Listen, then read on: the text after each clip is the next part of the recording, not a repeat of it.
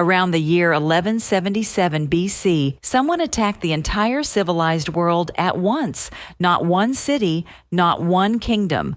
Every major power in the eastern Mediterranean, the Hittite Empire, the coastal cities of the Levant, the trading hubs of Cyprus, and finally Egypt itself, all of them came under assault inside the same narrow window of years, and the people who did it left no name we can trust, no homeland we can point to, and no written account of their own.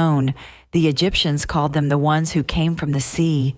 Every civilization they touched either collapsed or barely survived, and 3,000 years later, we still cannot say for certain who they were. This is the story of the closest thing the ancient world had to an apocalypse, and the enemy at the center of it that history never managed to identify. To understand how strange this is, you have to understand the world it happened to. The Late Bronze Age, around 1200 BC, was not a scatter of isolated tribes.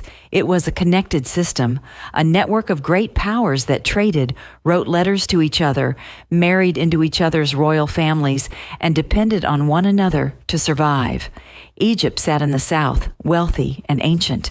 To the north, the Hittite Empire controlled most of what is now Turkey. Along the coast lay rich port cities, Ugarit chief among them, where goods from across the known world changed hands. Cyprus supplied copper, distant kingdoms supplied tin, and bronze, the metal the whole age was named for, could only be made by combining the two. That last detail matters more than it sounds. No single kingdom had both metals. To make bronze, for tools, for weapons, for everything, you needed the trade routes to stay open. The entire civilization ran on connection.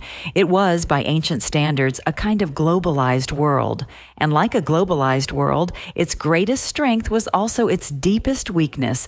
Everything depended on everything else. Then, in the span of a generation, all of it came apart. The clearest account we have comes from Egypt, from the mortuary temple of the pharaoh Rameses III, at a place called Medinet Habu. Carved into its walls is a record of an invasion. The inscription describes a coalition of peoples moving through the region, and the language is unusually stark. It says no land could stand before them. It names the great powers that had already fallen and lists the Hittites among the destroyed. Think about what that means. The Egyptians are describing the collapse of the most powerful empire to their north as an established fact. A rival superpower simply gone. The inscription describes these attackers arriving with their families. Not a raiding party, not an army sent home after a campaign. People on the move, with ox carts, with women and children, as if an entire population was migrating and destroying everything in its path as it came. Optional cut. The Egyptian texts give us names for the groups in this coalition: the Peleset, the Sherden, the Shekelesh, and several others. These names are almost all we have of them. Fragments recorded by their enemies in a language not their own. Rameses III claims he defeated them. He describes a great battle on land and a battle at the mouth of the Nile, and he carves his victory into stone in the way pharaohs always did: total, glorious, complete. But here is the quiet truth underneath the boast. Even in his own telling, Egypt does not emerge unchanged. This is the last great victory of the Egyptian New Kingdom. After Rameses III, Egypt begins a long decline from which it never fully recovers. You do not carve a monument that large to a threat that was small. So who were they? This is where 3,000 years of scholarship runs into a wall. We have the names the Egyptians gave them. We have images carved on temple walls, distinctive headdresses, particular kinds of ships. And we have destruction layers in the ground across the eastern Mediterranean, cities burned and abandoned in roughly the same period. What we do not have is a single word from the sea peoples themselves. No homeland they wrote down, no account of where they came from or why they moved. Everything we believe about them is reconstructed from the records of the people they attacked. For more than a century, scholars have tried to trace the names back to places. Some have linked the Peleset to the people who later appear in the Bible as the Philistines, and there is real evidence tying Philistine culture to an Aegean origin. Some have connected the Sherden to Sardinia, the Shekelesh to Sicily, purely on the resemblance of the names. But these links are debated, uncertain, and in some cases probably just coincidence of sound. The most honest answer any historian can give you is this: the Sea Peoples were probably not one people at all. The phrase is a label we inherited from a modern translation.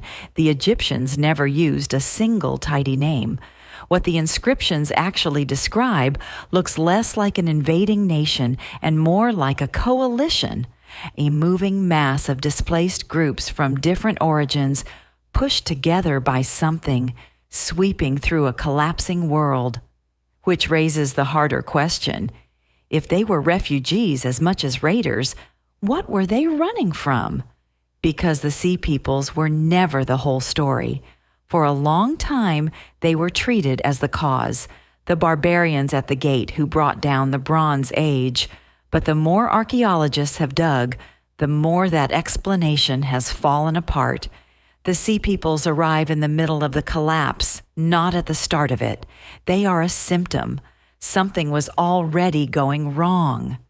The evidence points not to one disaster, but to several, striking close together. There is a run of earthquakes across the region in this period, a so-called earthquake storm, that damaged city after city. There is climate data suggesting a prolonged drought, decades of failed harvests and famine. There are signs of internal unrest, of societies straining from within. And there was that fragile, interconnected trade system, cut enough of its threads through disaster, through famine, through the breakdown of a few key routes, and the whole web begins to fail. A kingdom that cannot get tin cannot make bronze. A city that cannot feed itself cannot hold its walls. Collapse in one place becomes migration, and migration becomes pressure on the next place and the next. The letters found at Ugarit capture the final moments with unbearable clarity. In the city's last days, its king writes desperate messages asking for help, reporting enemy ships offshore, his own forces away, his defenses thin. One letter, found baked into a clay tablet in the destruction that followed, was never even sent. Ugarit burned and was never rebuilt. The tablet survived precisely because the fire that destroyed the city hardened the clay. This is the picture that has replaced the old one. Not a single enemy toppling a stable world. A whole system of civilizations failing at once under many pressures. And the Sea Peoples were both a product of that failure and one more force accelerating it. When it was over, the world did not simply carry on with new rulers. Entire writing systems vanished. In Greece, the script they had used for administration fell out of use completely, and what followed is known fittingly as a dark age, not because it was evil, but because the lights of literacy and record-keeping went out. For centuries afterward, in some places, no one was writing anything down at all. Great cities were abandoned and never reoccupied. Trade routes that had run for centuries went silent. The Hittite Empire disappeared so thoroughly that for thousands of years it was remembered only as a few puzzling references in other people's texts. Its capital, its language, its very existence recovered only by modern archaeology. An entire international order, the one that had connected Egypt to Anatolia to the Aegean to the Levant, was gone. And it would take centuries for anything of comparable complexity to rise in its place. So we are left with a mystery that sits at the center of one of history's greatest collapses. We know an assault came out of the sea. We know it fell on a world that was already breaking. We know the names the Egyptians carved for the people who came with their families and their carts, destroying as they moved. And we know that when the smoke cleared, a whole civilization had ended. But the people at the heart of it remain faceless. We cannot say with certainty where they came from, what language they spoke, or what exactly drove them onto the water. They are one of the few forces in history powerful enough to help end an age, and anonymous enough that we still argue over their name.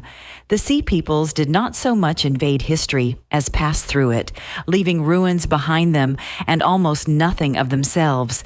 If you want to understand how the world they shattered actually worked and why a connected civilization can come apart so fast, that's the story of the Bronze Age collapse. It's on screen now, and it's where this one began. If this is the kind of history you want more of, subscribe. There's a new story every week. Leave a comment with what you think drove the Sea Peoples onto the water. Nobody knows for certain, and I read every theory. And if someone you know would find this interesting, share it with them. Until then, this has been The Centuries Before.